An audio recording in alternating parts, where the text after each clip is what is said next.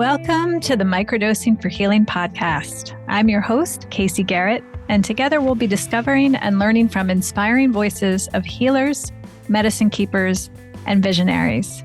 Every episode, we'll explore the world of health, vibrant wellness, and natural medicine for a new era of human society. Welcome to today's episode. All right. Hello, everybody. I'm so excited for today. I've been so looking forward to this interview with Jen Chesak. Jen is an author of a brand new book called the Psilocybin Handbook for Women: How Magic Mushrooms, Psychedelic Therapy, and Microdosing Can Benefit Your Mental, Physical, and Spiritual Health. So I'm very, very excited to speak with her today. I just love the book. It resonated so much with so many I know of your own stories. So Jen, welcome. welcome.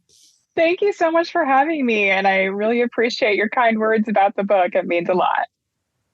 Absolutely. So I'd love to begin with, you are a longtime writer, medical journalist, science journalist. So how did you stumble into microdosing and mushroom medicine in the first place?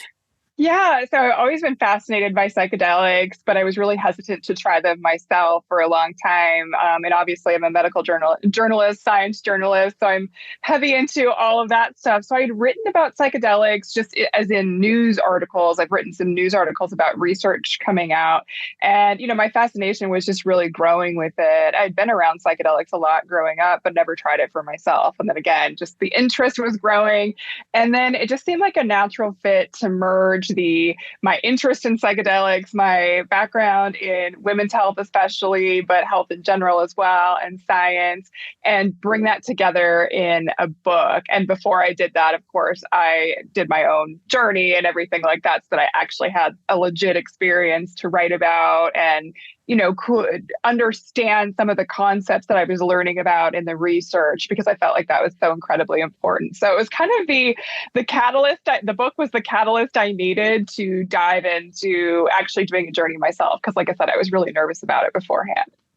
I love it. That's fantastic. And one of the things I loved about the book is you really, as more and more literature and mainstream articles, it tends to be, in my experience, really super sciencey and research focused. So it's really hard for just regular people, like regular mortals, to kind of bring it down to like the earth realm of real world use. And because of you sharing your personal experience, both, I found the book has a nice balance of what research is out there, what do we know through that lens, but also a lot of real world and practical experience of what people can expect from the experience in their own life, in their own real life. So thank you. Thank you. Yeah, it was funny with all of the research and digging into the medical studies and the neurobiology of like what actually happens during a journey. I felt like I should be an honorary neuroscientist after that. I mean, not really, but you know what I mean? It was just a really like intense deep dive into the research and then trying to distill that in a way that is easy to understand for people who don't necessarily dig into studies all the time like that. So that was a challenge for sure, but I really enjoyed it. I bet.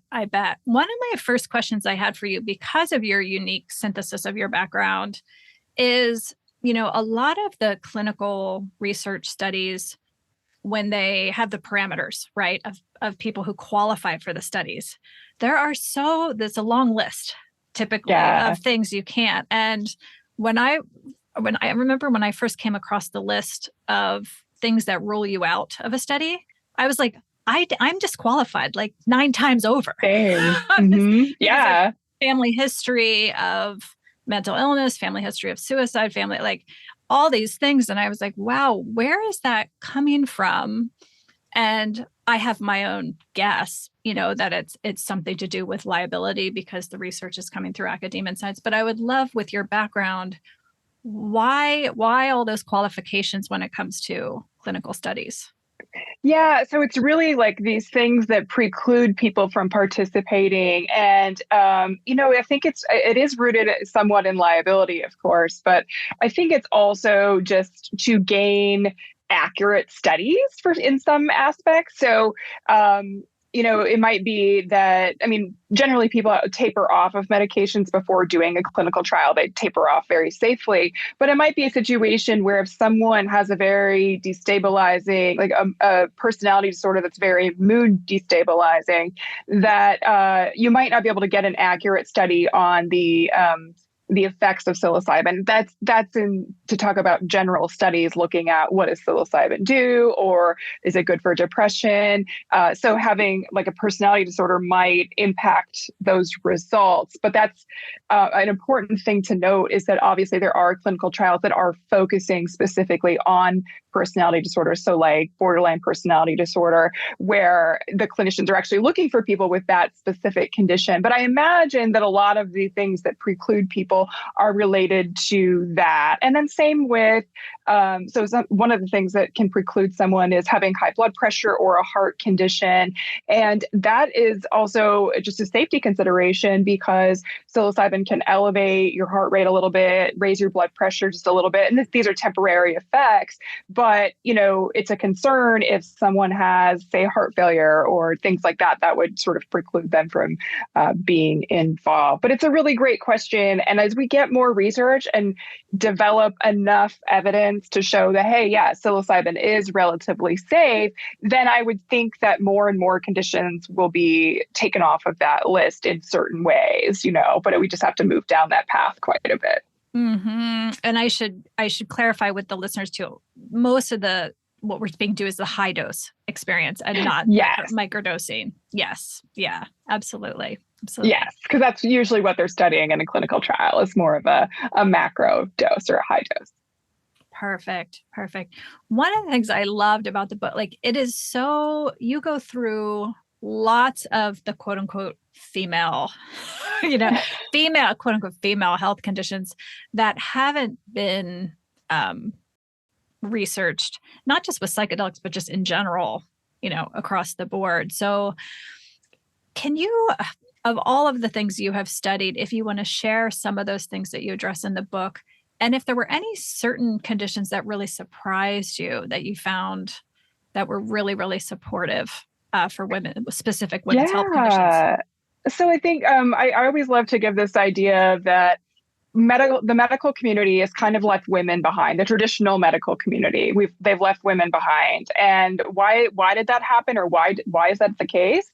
It's because women were largely excluded from early stage clinical trials until really the 1990s. And so putting that into perspective, I always try to throw out this timeline that's really upsetting and frustrating when you look at it. So I apologize for upsetting people, but why? Why was that? What was the justification for excluding women? It was because any woman at any point in time could become pregnant, or you know what I mean, and they wouldn't know or whatever, and so they were worried about future effects on a fetus too. And so it blows my mind that was the case. But it's crazy that it was the 1990s because I was a teenager then. But this little timeline I like to throw out, this will show you the gap between men's health and women's health. And I do want to use the language of the assigned female at birth body. I want to just clarify that, but for quick speaking purposes, I may use men and women. But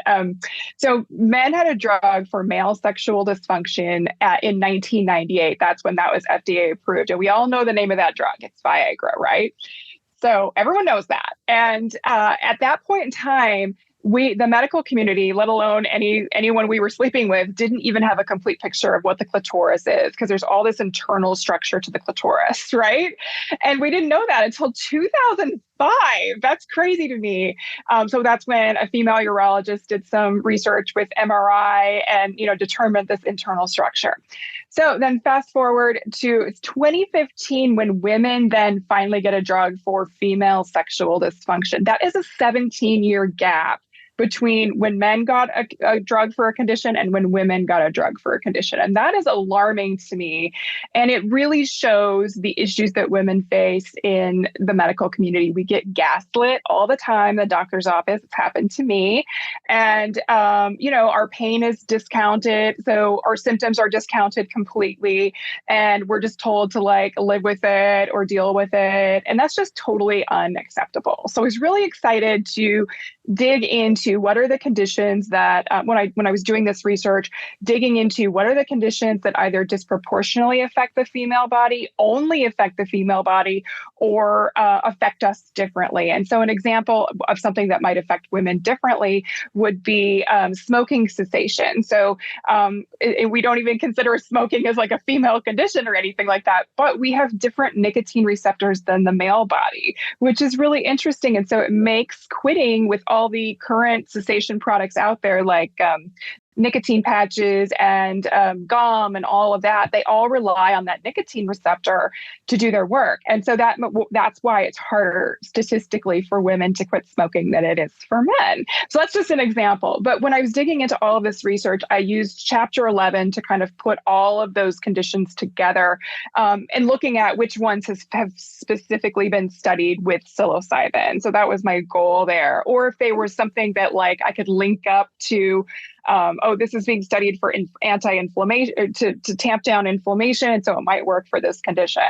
So that's kind of how I organized that chapter. But I think the thing that is so exciting about the potential for psilocybin is that it potentially affects the menstrual cycle. And this makes total sense from the standpoint of the mechanisms involved. But what we're learning from is essentially like case studies and anecdotal reports from people, including in my own DMs, I'm getting reports from women, is that a lot of times when people do a deeper journey, their menstrual cycle comes a little early, and then these case studies that have been done out of Johns Hopkins, they looked at, how is psilocybin affecting the menstrual cycle? And they interviewed some people and came up with a similar result that the menstrual cycle might come early. Psilocybin might also help re-regulate the menstrual cycle if it's become irregular from a condition like premenstrual dysphoric disorder or endometriosis or polycystic ovarian syndrome, all of these things that can cause irregularities in the menstrual cycle. It's possible that psilocybin can help re-regulate it and then put us on a better track. We need a little bit more study on that, like clinical trials and things like that, but certainly the potential is there, and we're getting lots of reports about that. And if people are curious about the mechanisms of action, I always like to share that because I love learning about what happens in the body. So pardon me while I geek out. But so our menstrual cycles occur on what's called the hypothalamic pituitary gonadal axis. So we've got our brains essentially connected to our ovaries. And as one hormone kicks off, it tells another hormone what to do. So that's what I mean. That's the trajectory of how the menstrual cycle works. And then on the other side, we've got, or I shouldn't say the other side, but just in general, we have this other axis, and that is called the hypothalamic pituitary adrenal axis. And so that involves our stress response. And so we already know from just other literature on the menstrual cycle that obviously if we're stressed, that can impact our menstrual cycle. And then same thing, if we get our menstrual cycles, that can cause stress, right? So these axes overlap by the hypothalamus and the pituitary gland. And so it's not a stretch to think that one affects the other. And when we take psilocybin, we are activating things along that stress response, not in necessarily a negative way, but the psilocybin binds to serotonin receptors along that axis along that axis, and that can potentially impact the menstrual cycle. So I found that to be probably one of the most fascinating things that I was studying and really wanting to learn more about. And I'm hoping that research continues because, again, it possibly holds a lot of potential for all these conditions that certainly impact the menstrual cycle, and then also things like menopause, which we can talk about, and maybe even fertility. Like I didn't come across any studies on that yet, but I could see a situation where if we are having a lack of a menstrual cycle or it's super irregular, and that's the cause of our fertility issues, then there's potential there, certainly. So I'm hoping someone studies that. Hint, hint, researchers. Absolutely. So, so fascinating. I'm so glad you touched on those two specific things because, yeah, the smoking cessation and differences was fascinating in the book. And that's what we've seen. I mean, in the real world practice that we've witnessed over the last 3 years, it's, you know, taking a step back and looking at it through the lens of nature. I think nature and evolution, like we're always seeking harmony and balance in our systems. Hmm. And so when we heal with psilocybin, it's in its own, divine, wise way, it's bringing us into balance. So over and over again, we see when people, whether it's physical imbalance, emotional imbalance, like people who for years were super hustle, hustle, hustle, super productive, super high achieving, suddenly get knocked out and they're like, I'm going to bed at 7:30 every night and I'm taking naps all the time. Well, it's nature's way of bringing you into balance after many years of Yeah. being in balance. People who were people pleasers and always keeping themselves small and going with the flow, like suddenly find themselves finding their voice and saying what they want and having difficult conversations. Again, it's like it's bringing us into balance emotionally and physically. And we have seen tremendous healing firsthand with women's reproductive health around PMS, PMDD, menstrual regulation, um, fertility, as you said. So again, I think it's just bringing us back to our natural cycle where it's the modern world took us out of balance Yes. and mushroom practice is helping bring us into our natural stasis and nervous system reset. I Yes. love it. I, Love it. I believe that too. Love it. I loved in your journey. I wanted to dive into some of the highlights of the book that I love so much.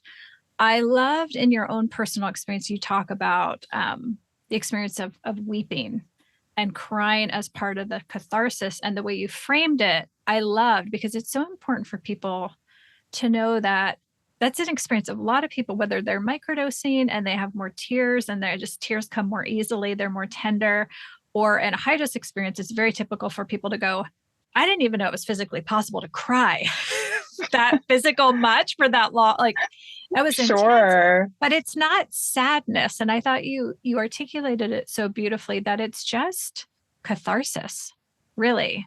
That's Yeah. what's happening. So can you talk to that, whether in your own personal experience or just people that you have talked to anecdotally? Yeah, so I would love to explain it from a scientific perspective, and then I'll get back to talking about my own experience. But there is a concept that researchers have come up with in regards to why is it possible that we can think about things that would normally make us really sad, but have this like safer, normal, or I shouldn't say normal, but like a safer reaction to them while we're on psilocybin. And so the researcher his name is Gregor Hassler, I think, and he coined this term called the helioscope effect. So a helioscope is an instrument that we use to look at the sun, and so that we don't injure our eyes because you're not supposed to look directly at the sun. And so the helioscope saves our eyes, and it also gives us a different perspective of the sun, like the textures and things like that when we use one. And so when we're on a psychedelic, we're having this sort of helioscope effect where if we are revisiting a sad memory or a trauma, some type of trauma, we're viewing it from a safe distance through a filter that's safe for us to view. So we won't have all of these aspects of triggering like fear, anxiety, extreme sadness, things like that. And we're also gaining a different perspective. So we can, through this filter, so that we can process things a little bit differently. And so I think going back to my own experience, I think that's exactly what was happening. So something that happened to me recently before diving into my experience was losing my dog Fiver. And I was just so like sad about that. And because he's my soulmate, still is, and so that had happened a year prior, and I'm still grieving him, but it's a different sort of grief now after doing psilocybin. And so one of the things that came up for me was, seeing experiencing some really special memories that I have of him, and they were extremely tangible in when I was on psilocybin. Like I almost felt like I was actually in the memory and feeling his leash tugging me down the trail, and that was really special. And of course, that's the kind of thing that's going to make me cry. But I wasn't sad. I was so happy to have that memory and so happy to be able to experience it. And it was a reprocessing of the memory. And so I could lean into this idea of, yes, he's no longer here on this earthly realm, but he's still with me all the time. And I can go back to that memory at any time and relive it. And so that was a really cool thing. And same thing with, I was dealing with grief related to having lost two people in my life not too long ago, one to a heroin overdose that was laced with fentanyl, and then somebody who just died unexpectedly and of natural causes. But, these things have weighed heavily on me. I felt like these people, their deaths kind of cut me off from them. And that's not true. They're still with me. And so my journey really brought me back to their presence, and I could feel them in my life again. And that was really special. It wasn't that they were there and like a ghost or anything like that. I mean, it was more just this feeling of, yeah, these people are here with me, inside me. And I don't have to be sad about that anymore. And then the other thing too that I was focusing on, something that really gives me a lot of anxiety or stress in my life, is this idea that eventually my parents will no longer be with me, in terms of on this earthly realm. And, they're getting up in their years. I'm in middle age. I'm 44, and they are, my mom's almost 81 and my dad's a few years younger. So, and they've had health problems. So I know it's coming at some point, maybe 5 years, maybe 10 years. I don't know. But it's been something that gives me a lot of anxiety, thinking about just sort of this level of unending grief that I would have. That's how I've always imagined it. This just like going all along in life, then this will happen. And then there will just be darkness and grief after that. And my experience really taught me that that's just not true. I've gone through really difficult things in my past, and I've overcome them because I'm a resilient person. I have tools within me to get through things. I also have a really beautiful support system. And sometimes we don't always, we know we have a support system, but we don't always really feel it. And psilocybin really taught me to feel that support system, and not only to feel it, but to feel comfortable leaning into it more often. And so I know that when this difficult thing occurs, I have the tools within me to get through it. Yes, it will be difficult. Yes, there will be grief, but I'm going to be okay on the other side of it, and life will continue for me. And I will have the support system to lean on, and they will help me get through it. So these are some of the things that I learned through my journey, and I don't think I would have been able to learn them in any other way. So it's so fascinating to me. Absolutely. One of the most beautiful quotes in the book was when your guide that you worked with said, when someone dies, you are no longer separate. That is when they become you. Yeah, so And profound.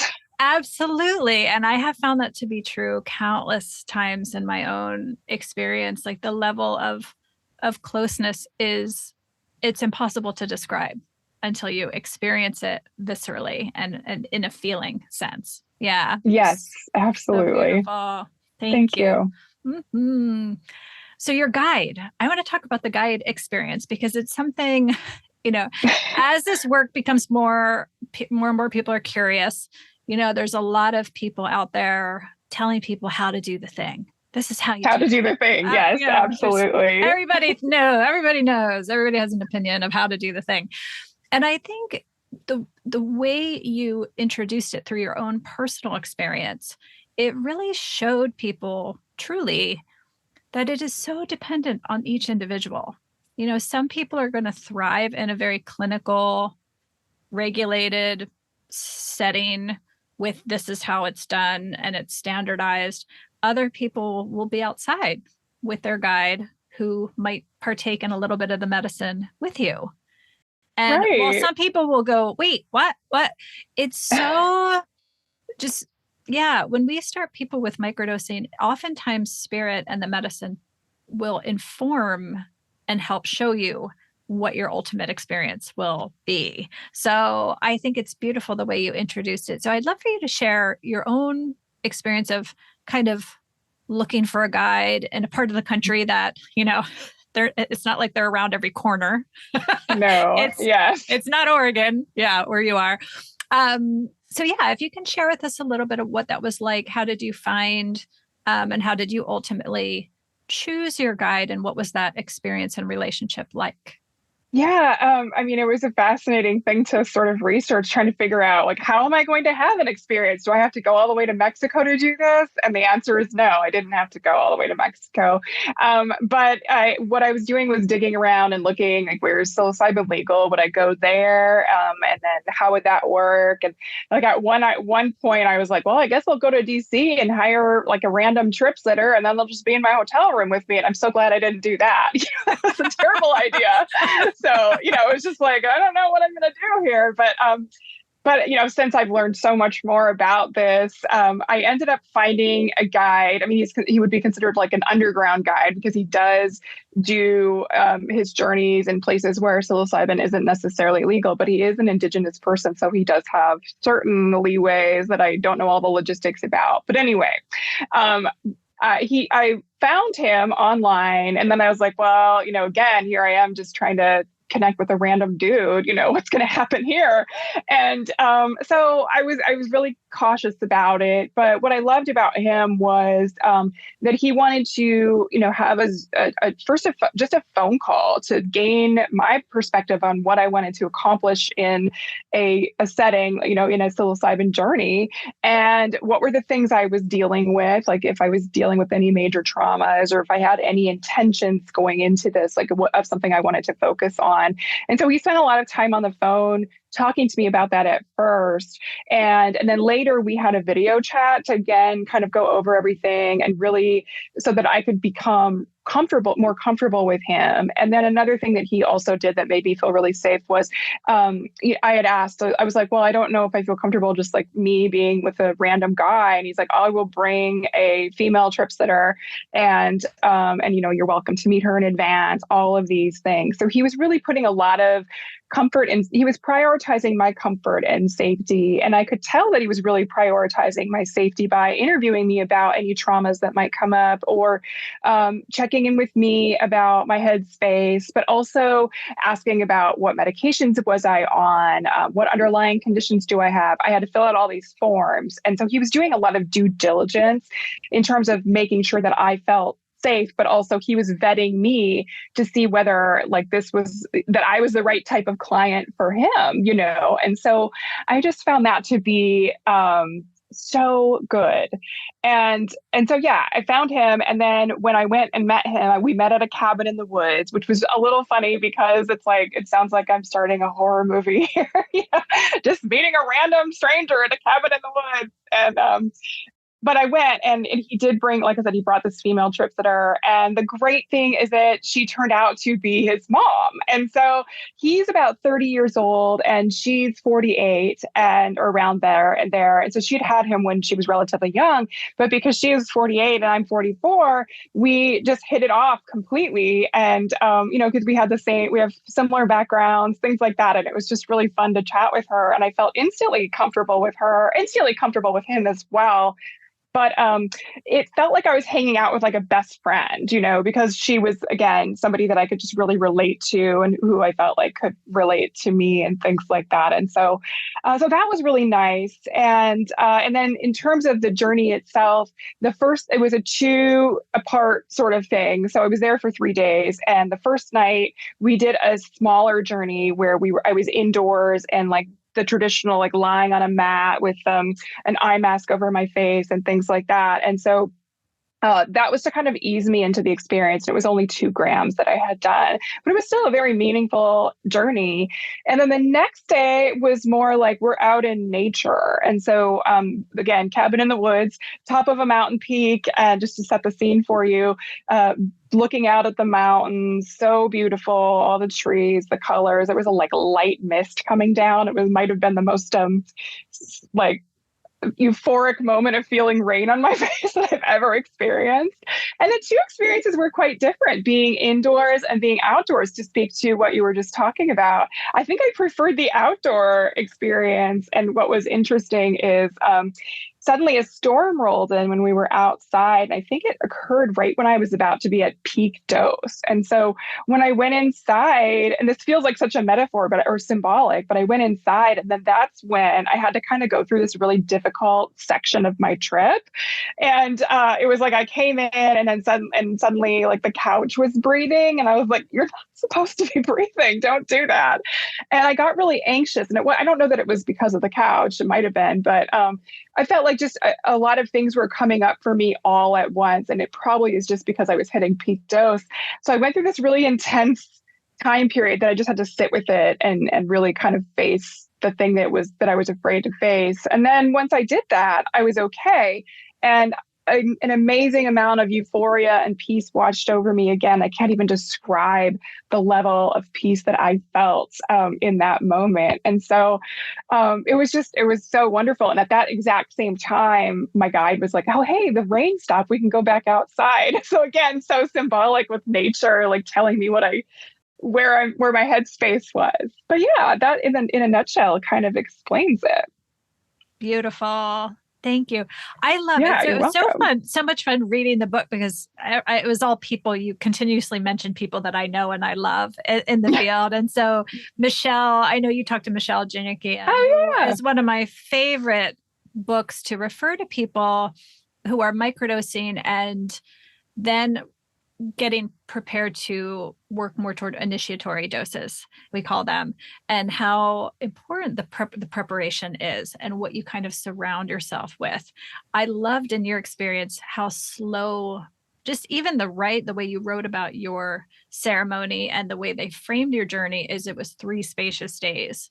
You really Hmm. got to unplug from your quote unquote regular life, media, stimulus, and just be in held by nature and outdoors a lot of the time. And I think that's one of the things that people, the way we're framing it so narrow is like, I want to do it fast. I want to fit it into my life versus, yeah, making it special, taking the time, really preparing for it because it will really, really influence your experience. So yeah, Michelle's Yes, book is great. it Um, is. Another person you mentioned who I adore is Julie Freeman. So Oh, Julie, yes, I can nerd out on nutrition and female health with Julie forever and ever and ever. So I loved can you talk a little bit about and feel free to reference the bits about Julie about the way things affect one another. I think that's what goes so missing in female health in general and why so often we learn about things through other women rather than it takes yeah, right. And so yeah, I'd love for you to touch on some of those things with Julie, whether it's nutrition or metabolism and just overall health. yeah. So I interviewed Julie for the section on menopause because I really wanted this big section on that. And her client, she works with a lot of women in menopause who are experiencing symptoms, and they're looking for a solution for that. And so she was really talking to me a lot about depression in menopause, which is a really common symptom of menopause, of course. And typically, if you go to your doctor and say, "Hey, I have new depression, I'm in menopause," then or I'm in perimenopause, they will immediately prescribe you a selective serotonin reuptake inhibitor or an SSRI. And so there's nothing wrong with SSRIs. They're great medications. They work for a lot of people, but they do have side effects and they can increase other menopausal side effects. So if you have a loss of libido from menopause, an SSRI may also really crush your libido, which is problematic for women. And so, I think one of the things that she really described that I liked, and I actually looked this up in research, and there's a whole study about it. But so SSRIs, they blunt our mood, and not only our lows, which we want blunted sometimes, but also our highs, which we don't want those blunted. Again, I'm not objecting to anyone being on an SSRI if it's working for them. But if you're coming to an SSRI in middle age and it's not necessarily something that you have to be on, why would you want to be on that? That's my question. And why are doctors so adamantly pushing them to line pharmaceutical company pockets is my guess. But we have evidence now that psilocybin is beneficial for depression. And it could be a situation where like you journey and it's a one and done sort of thing and helps depression. It's lasting. There's new studies coming out about that right now. But the good thing about psilocybin, obviously you don't have to be on it regularly. You can be if you're microdosing, but it won't have those same side effects as an SSRI. And so it also doesn't blunt your mood. Instead of blunting your highs and your lows, it actually makes you feel more okay with your highs and lows. That's what research said, and it's also what Julie said. And so I really appreciated that about her. But another thing that she brought up that dovetailed with some research that I'd done for related to other things was that the experience that a woman has had throughout her entire life is relevant to menopause. So, for example, if you've had adverse childhood experiences, just to back up for everyone and explain what those are, adverse childhood experiences are also called ACEs for short, and they can really be anything such as abuse in childhood, sexual abuse, physical abuse, neglect, divorce. If parents have gone through a really messy divorce, that can be highly traumatic for a child. What else? Let's see. Systemic racism, poverty, if you were really struggling as a kid and related to all of those things. So that can really bring on what are called ACEs. And it permanently changes your stress response. It alters your stress response as a child, and that affects you into adulthood. And so there is a correlation. I think it's if you've had 4 or more ACEs, you're more likely to have more difficult menopause symptoms. So that could be hot flashes, it could be depression, it could be low libido. And so I was really curious about that because I had done a bunch of research on ACEs regarding metabolic health. So if we've had more ACEs in our lives, we are also more likely to have difficulty with metabolic health. So things like insulin resistance, obesity, type 2 diabetes are more prevalent in people who've had ACEs. And if you have worsening metabolic health, you're also more likely to have these more difficult menopause symptoms. So I think that there's kind of like a threefold thing going on there, or a 3-part thing happening with ACEs and then metabolic health, and then all of that compounding to make menopausal symptoms worse. But I do believe that there's a lot of potential for psilocybin to help. I already mentioned the aspect of depression, but I want to back up and go to female sexual dysfunction again. So one of the things that is or 2 of the things that are protective against female sexual dysfunction would be having a positive body image and then having good intimate partner communication with whomever you're with. And so we know that psilocybin has the potential to help with body image issues. It's already being studied for things like eating disorders, specifically anorexia nervosa, something that they're looking into right now and coming up with some pretty good results for that. And so I'm really fascinated by that research that's going on. And then, of course, psilocybin has this potential to really make you feel more connected to people. And that doesn't mean that you have to go and do psilocybin with your partner and have this like intense journey together. And then that's what brings you more communication or feeling more connected. I mean, for example, I went off and did psilocybin without my husband. He's not interested in doing psilocybin, which is fine by me. I'm not pressuring anyone. But when I returned, he didn't do anything. When I returned, I felt so much more connected to him than I have in the past. And it's not that I don't feel connected to him, or didn't feel connected to him before. It's just like a tenfold intense connection now. And so that was pretty amazing to me. So I think that because we have this power with psilocybin to create more connection, that it could potentially help with female sexual dysfunction in that way. I also interviewed oh gosh, I'm going to forget her name. She's Dr. Michelle something. It's in the book. But anyway, Michelle Ross, Dr. Michelle Ross. She is a scientist, and she really talked to me a lot about the female sexual dysfunction thing, and suggested that also psilocybin might be a great opportunity for someone to go off and just sort of explore on their own their body and what's pleasurable for them, and then bringing back that knowledge to the bedroom again to help with female sexual dysfunction if someone is dealing with that. So yeah, lots of potential for menopause, and I'm so glad I talked to Julie Freeman because she was so knowledgeable about that. And I'm really glad that practitioners are now considering psilocybin, whether for microdosing or deeper journeys to help with something like menopause or, again, other conditions. Absolutely. So beautifully articulated. And yes, Thank yes, you. yes, yes, yes to all of it. We've seen all of the above reflected in people's real world experience for sure, for sure. It's funny, we joke often, women who are experiencing menopause, anything that you have not worked through yet in the course of your lifetime, menopause becomes the time. It's like, it's time. It's like, it's not an optional anymore. It's Yeah. whatever has been pressing and calling since childhood, sometimes in our lineage, in our ancestry. It's kind of reckoning time. So it's a Yes. powerful time. And I love people like Julie who are doing this work and really reframing a time where women, it's ailments and it's symptoms to be fixed versus reclaiming that and going, this is a really fucking powerful moment in a woman's life to tap into healing. And Yes, absolutely. And I had amazing. interviewed an Indigenous wisdom expert, and she talked a little bit about, well, like, yeah, let's reframe menopause as this like wise woman moment that you're having in your life.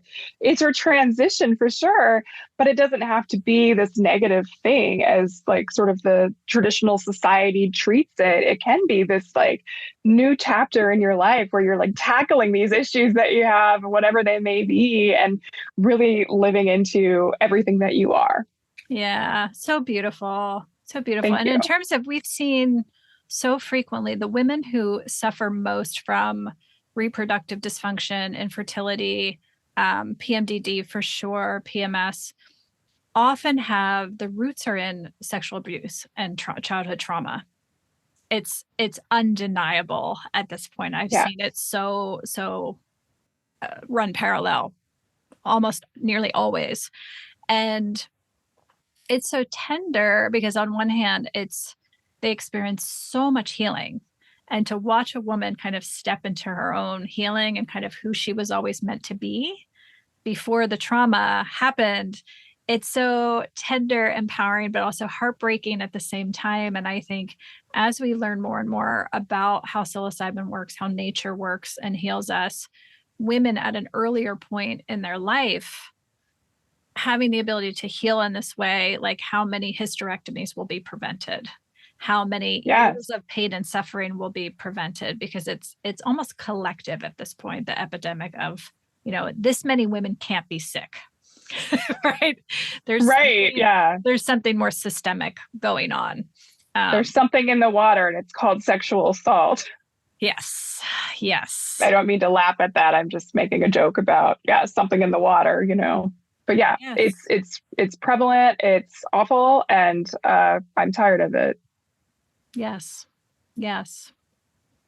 The roots of psilocybin. I love that you touch on the story because the Maria Sabina story is such a powerful one. So let's share that with listeners, because I think a lot of people know, that the Western roots of psilocybin are in Mexico, and they know of the name Maria Sabina. But can you share a little bit about your research in that and findings in that? Because the truth of that story is very different than kind of the history book version that we hear. Right. I mean, as with many things in history that get rewritten in textbooks, but yeah. So Maria Sabina, I don't think that healer is the right word, but she practiced with psilocybin in an area in Mexico where it was traditionally used, and so this is obviously very important for the history of psilocybin and how it came to the quote unquote Western world. But at that time it was like the mid 50s, this man, his name was Robert Gordon Wasson,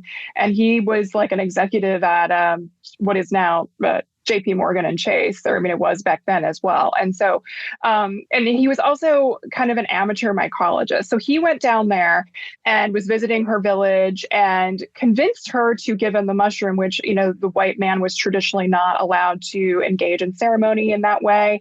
But he tricked her by, I forget the lie that he told, something about needing to find his son, I believe, who was not actually missing. This was a total lie. And so he tricked her into giving him the mushroom. And and he partook in a ceremony of some sort. And the agreement they made was that, yes, she'll allow him to do this as long as he doesn't go back and tell the rest of the world like where he was or who he was with or how this occurred.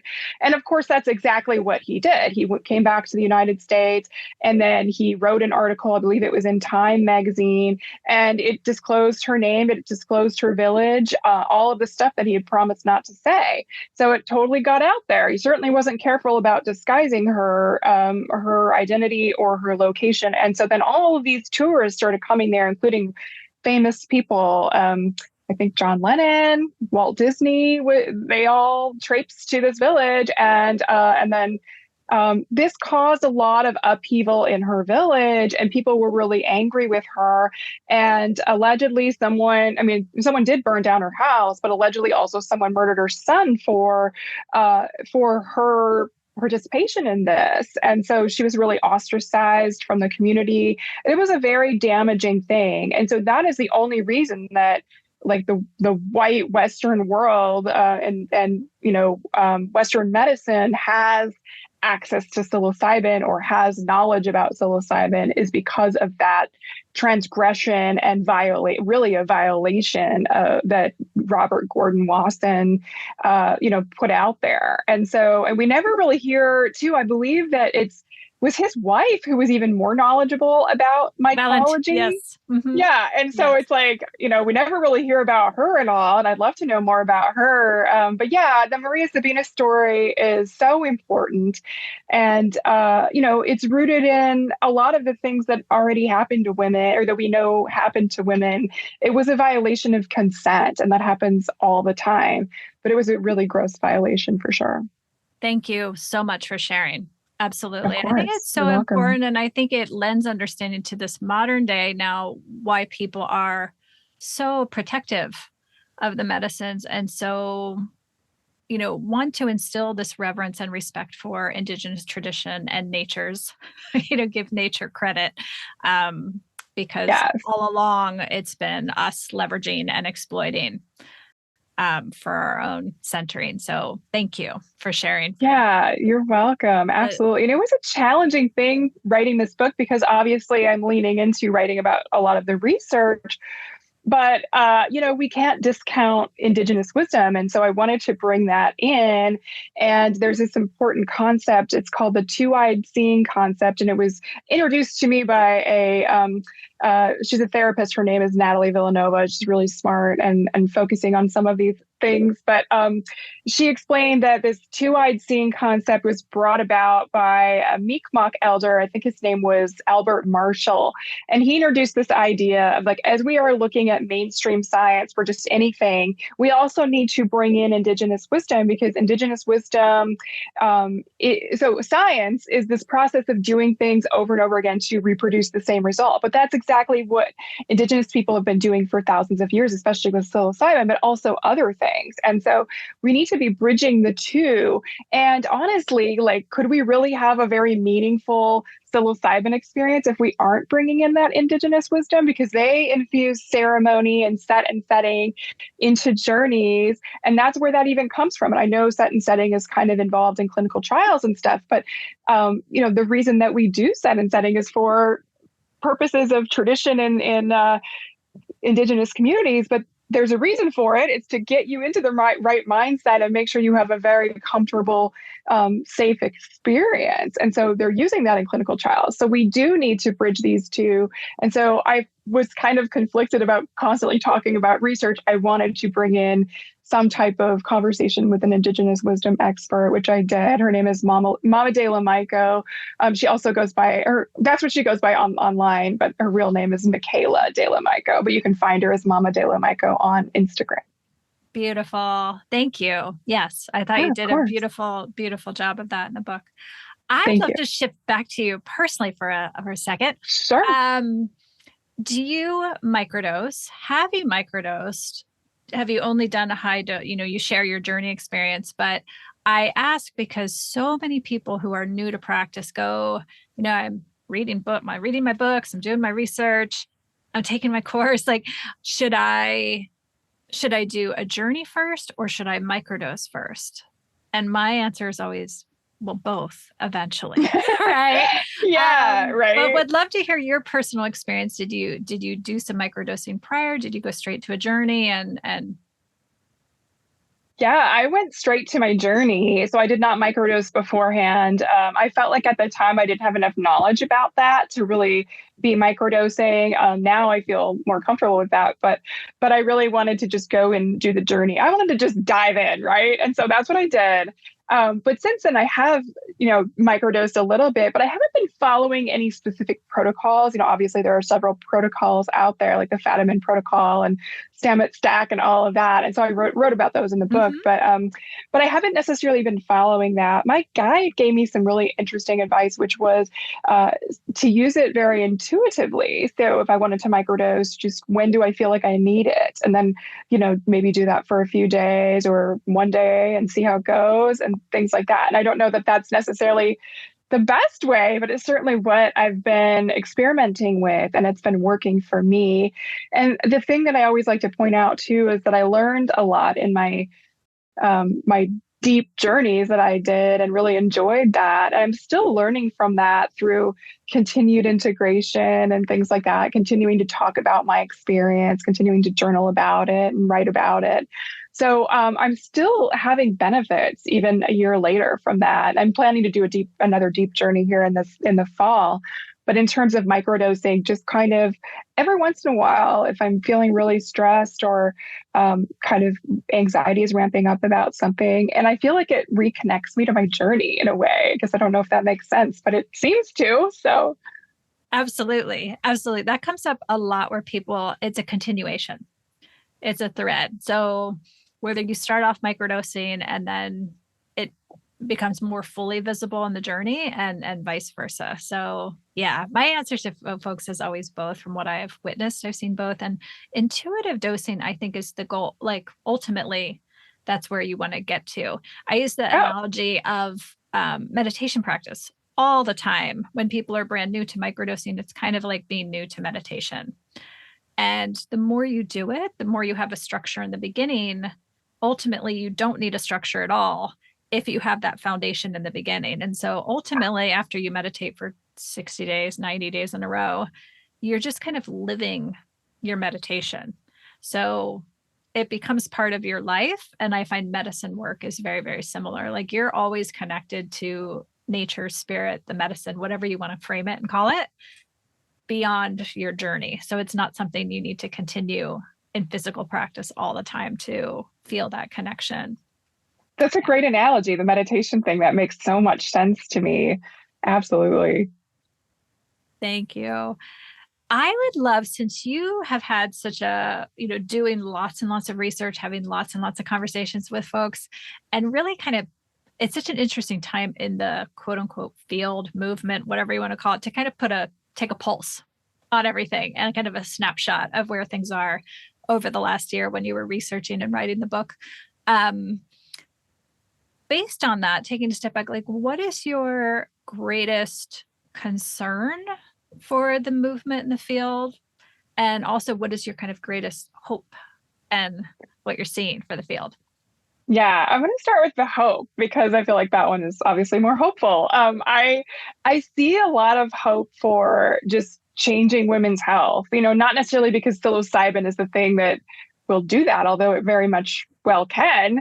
But I think I see really good researchers digging into health aspects that haven't been dug into very much. So maybe it's just that because those researchers are studying such an important compound, the psilocybin, that they're opening their minds to all these different concepts that have been kind of left in the dust for women. And so, this idea that people are studying, does psilocybin affect the menstrual cycle? I mean, we don't even know that about a lot of other things out there, right? Right, And true, so true. it's really cool that they're studying that, or whether or not it can help with menopause. People are thinking about this. So I just feel like it can change the movement on, or it can move the needle on women's health a little bit. What do I see as the biggest concern? I mean, certainly I have concerns about the pharmaceutical industry kind of capitalizing on psilocybin, or if and when we get FDA approval, and then we have all these different things happening, I think access is going to still be an issue in terms of affordability for people. So, I mean, imagine what it's going to cost to go to a psychedelic assisted therapist. For most people, that's going to be unaffordable. Therapy itself is already unaffordable for so many people. So I really hope that as we focus on all of these I shouldn't say new, but this idea of this being a new therapy in the context of the medical community, I hope that we are thinking about accessibility. And I don't like the idea of pharmaceutical companies capitalizing on what is a natural compound. Yes, I know that's going to happen to some extent, but it seems like it's happening so quickly and sort of grossly that it's kind of a turnoff. And so that makes me kind of concerned about the movement. And there's one more concern I have that I really want to talk about, and that is and this happens in every industry, so it's not just psychedelics, but as people become more and more comfortable with perhaps the idea of doing a psychedelic journey, I really want people to be aware that there are not so good people out there who, even though they are working under the guise of being a therapist, a legit therapist, they may sexually assault you, and that's something we all need to be aware of. And the industry needs to be aware of, and the industry doesn't want to talk about it because, they don't want that to halt the idea of psilocybin getting pushed through like FDA approval or getting it descheduled. But we do need to be talking about it because it is an issue. There's a great podcast out there called Cover Story Power Trip, and that was done by New York Magazine, specifically with Dr. Lily K. Ross. She is a researcher in psychedelics, and she had her own experience where she was sexually assaulted in the context of psychedelics. And so, again, this is happening in every industry, so it's not just the psychedelic industry, but I want people to be aware that when you're on a psychedelic, you are in a very vulnerable state and you're open to more suggestibility. That's simply because in the altered state of consciousness, our minds become super flexible. And I can talk a little bit more about that. But it's just something that we all need to be aware of. And any person that you're working with, like a guide, a therapist, a shaman, a retreat facilitator, they need to be having conversations with you about consent before you go into a journey. And that is because you have the right to say no to any kind of touch. Obviously, sexual touch should be off the table in any situation with psychedelics like that. And, with a therapist, with a guide, anyone in a position of power over you. That's not to say that you can't have sex with your partner on psilocybin. That's okay, as long as it's consensual. But going back to this idea of these people sort of perpetrating that, anybody should be having a conversation with you about consent before you go into your journey. And that's simply to say would you like me to hold your hand if something difficult comes up during a session? And you can say no to that, but it's something that they may ask you, and they should be asking you these things, or maybe they don't touch anyone regardless, and that's fine too. But that should be a conversation that is had. And then in your psychedelic journey with the therapist or whomever, if you've consented to that hand holding, they still need to ask you in the ceremony and say, it seems like you're dealing with something difficult. Do you want me to hold your hand? And you can say no to that at any time.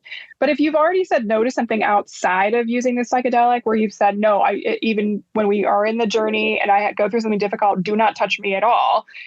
They can't then come in and say, oh, hey, you're having some difficult moment. Let me grab your hand. They can't do that. That's non-consensual. And you can't consent to something that you didn't consent to before. So that just would be off the table, So I just think it's a really important conversation that it's something that's important for people to be aware of, and then need to be aware that that person should be having that conversation with you before a session, or it's a red flag, in my opinion.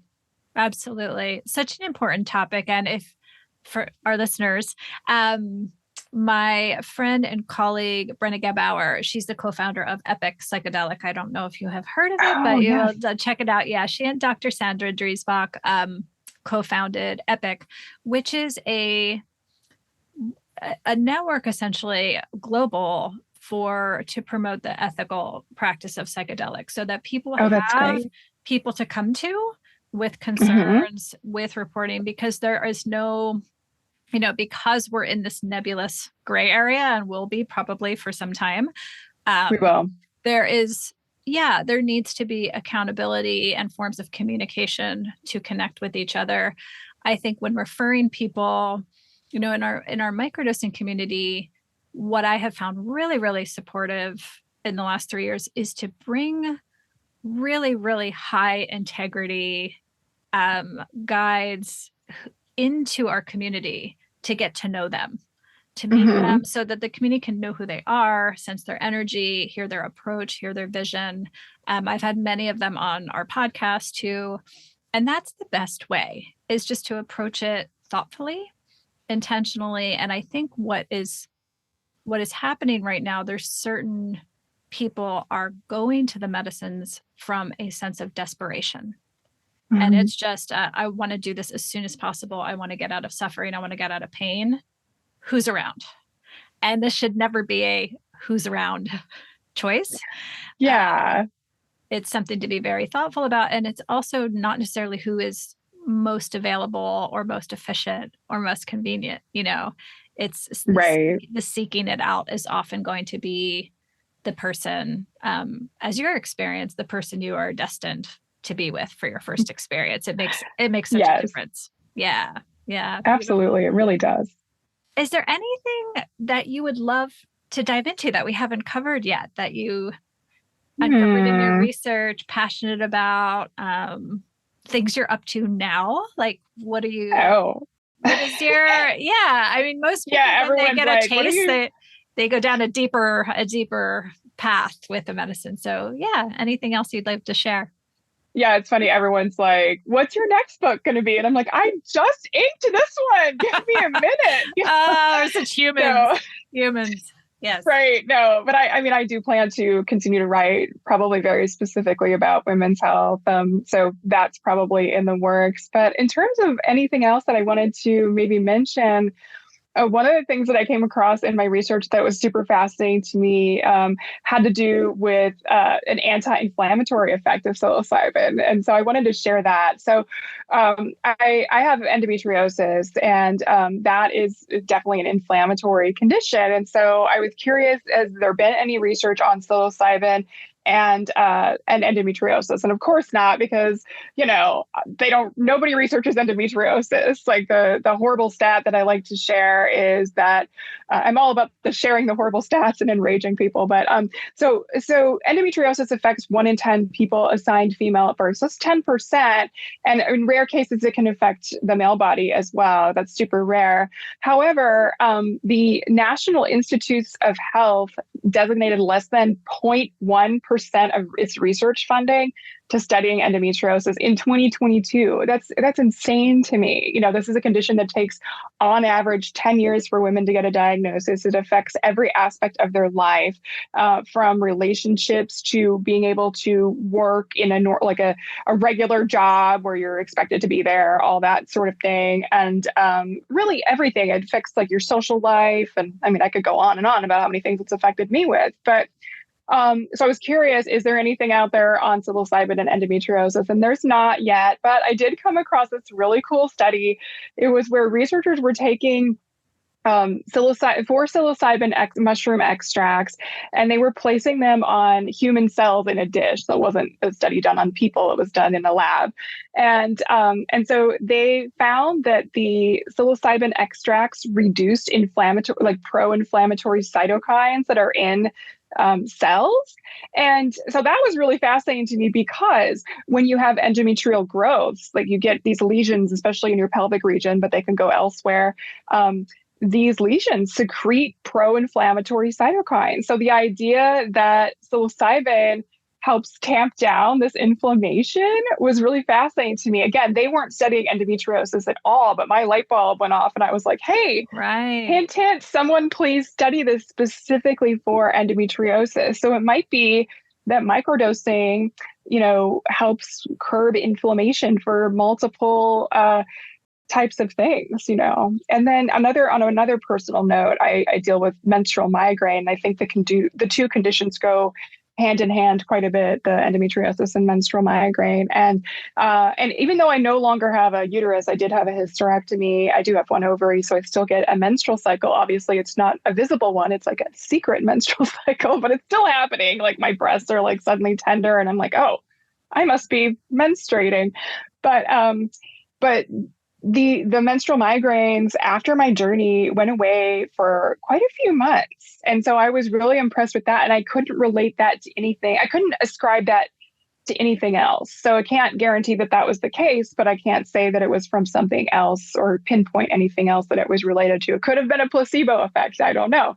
But I was really fascinated by that. And of course, by the anti-inflammatory effect. But yeah, I think that covers everything. I love it. I love it. I mean, what you just spoke to, I think, especially with women's health, where I see microdosing going over time in my vision and dream decades out, is it really becomes a practice that's, whether it's physical healing or a spiritual supplementation, it's preventative as much as it is, we're so in this condition to cure symptoms, after we're sick. But I think especially with women's health, and so many of the symptoms have their roots in dysregulation and trauma.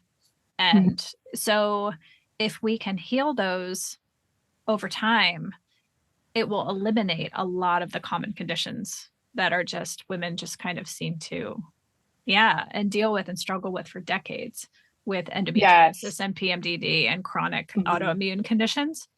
That we'll be able to heal them before they even really take root in a systemic way.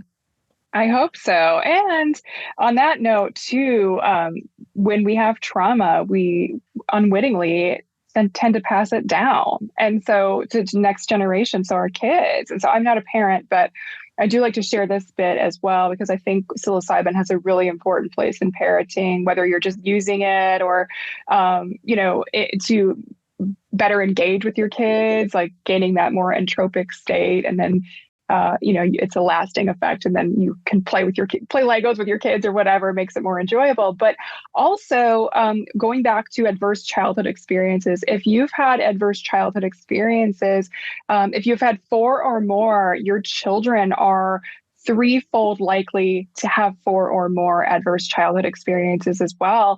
So I see some potential to maybe stop cycles of trauma by healing ourselves before we pass down these traumas, even though I know no one's intentionally passing trauma down to their kid, it just happens. And so if we can heal these traumas ahead of time, whether that's, when you already have kids or pre-kids, or maybe you're not having them at all, like me. But I just see a lot of potential there. Absolutely. Beautifully said. Absolutely. Great. Thank you. How can people find you, and where can they find your beautiful book? Well, the book is available anywhere books are sold. And I always encourage people to get from their local independent bookstore if they can, to support the little guy. And then I'm available, you can find me on my website, which is jenniferchesak.com, or on social media at Jen Chesak. And so the last name, I'll give you my handle. It's JenChesak. And then if you're looking for me on my website, it's Jennifer and then Chesak. So same thing. But that's where you can find me. Thank you. Thank you for a beautiful, beautiful book. This is going to benefit so many people new to practice, so many curious women. And thank you for sharing yourself and your voice today with us. Really appreciate you. Thank you so much for having me. And I appreciate you too and the work that you're doing. Thank you for listening to today's episode of the Microdosing for Healing podcast. Are you ready to take the next step? Please visit us at microdosingforhealing.com to access our free Microdosing 101 workshop. In it, you'll learn more about our diverse community, our supportive group programs, and discover if earth medicine practice might be right for you. See you in the next episode.